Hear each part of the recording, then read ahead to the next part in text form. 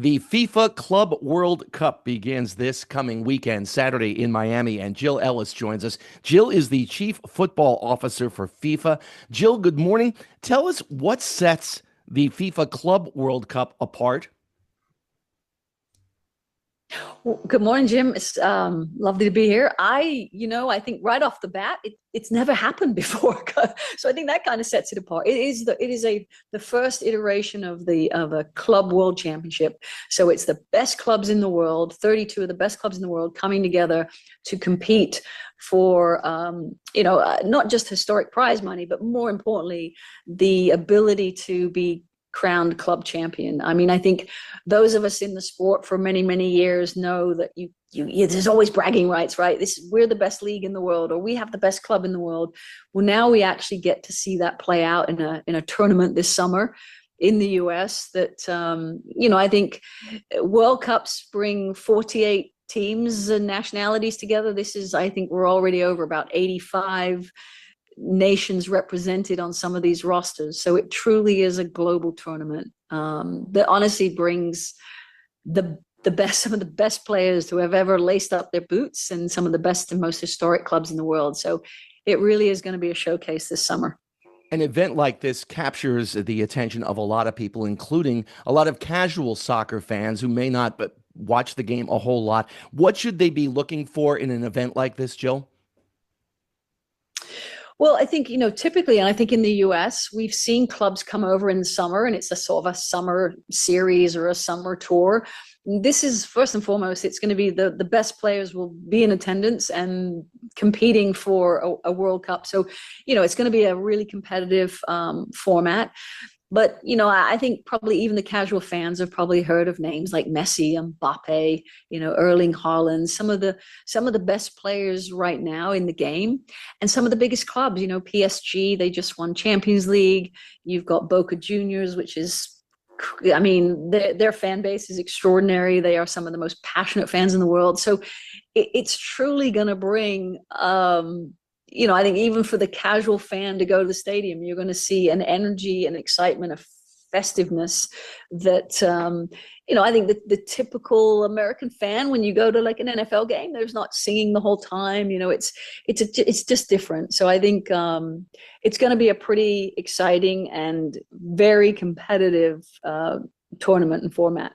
You mentioned some of the names. I cannot tell you how many Messi jerseys I see on kids here in the WDHA listening area. They are all over the place.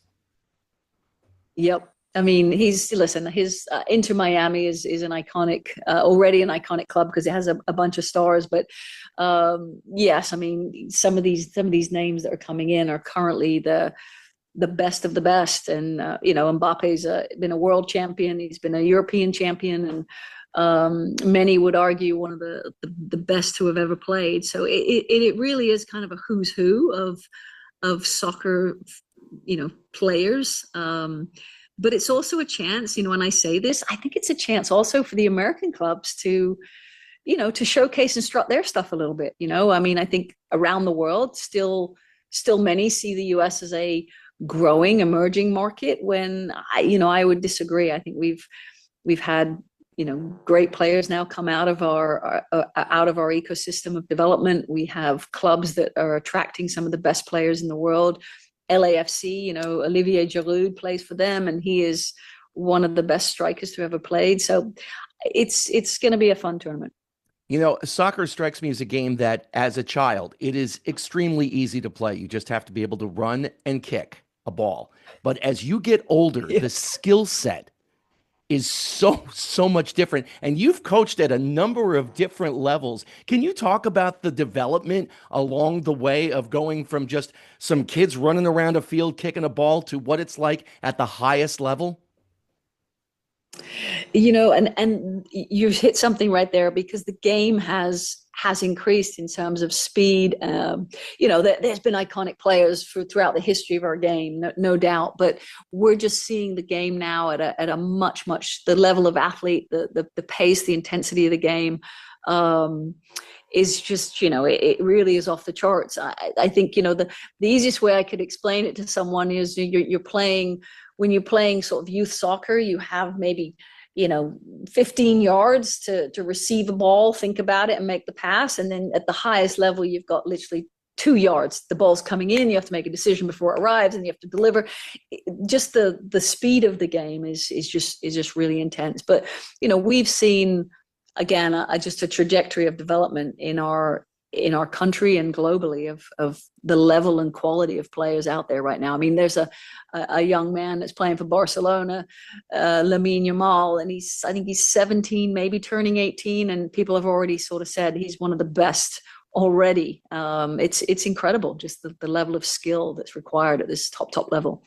What kind of impact do you think the FIFA Club World Cup will have here in the United States?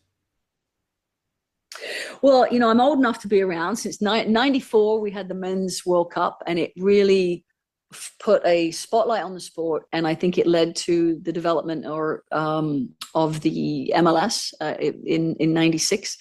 We saw the Women's World Cup in 99 that really shined a light on the sport, and we saw incredible growth participation. So I think this is going to be similar to that. You've got the Club World Cup followed by the World Cup. I think it's just really going to continue to elevate the participation, the awareness, the investment, I think at every level. And I always kind of go back, because obviously as a coach, you go back to kind of what's important, and that's the players. This is an event that allows players to be seen around the world. So, some young players are going to get discovered from this. Other players are going to become hometown national heroes from this. Like it really impacts on so many levels. But I think for the country itself, for the US, to host these two major world events is really going to it's soccer. It's not an afterthought. It's not a small sport. It's going to be one of the major players, if not one of the biggest, because I think people are going to get caught up in the excitement and the just the fervor of what is the soccer at the highest level, at the global level. Yeah, the Club World Cup being played here in New Jersey as well at some point, and then again the World Cup next year at MetLife Stadium, or as it's referred to on the FIFA website is, I think, New York, New Jersey Stadium.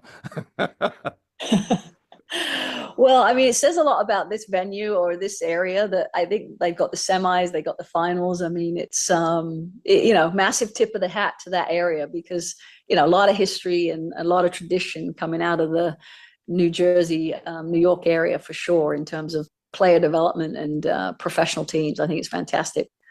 Jill, for listeners who want to learn more about the FIFA Club World Cup, where can they go? Simple. FIFA.com is probably where you can find everything from schedule, tournament, stadium information, but most importantly, tickets if they're looking to buy tickets. So I think that's probably the cleanest. And obviously it's Ticketmaster is one of the partners. So I think also they will have information on the events and on the games. And again, the FIFA Club World Cup beginning on Saturday, June 14th in Miami, culminating here at MetLife Stadium. Jill Ellis, the Chief Football Officer for FIFA, thank you so much for your time this morning, and best of luck with this year's event. My pleasure. Thanks so much, Jim. Take care.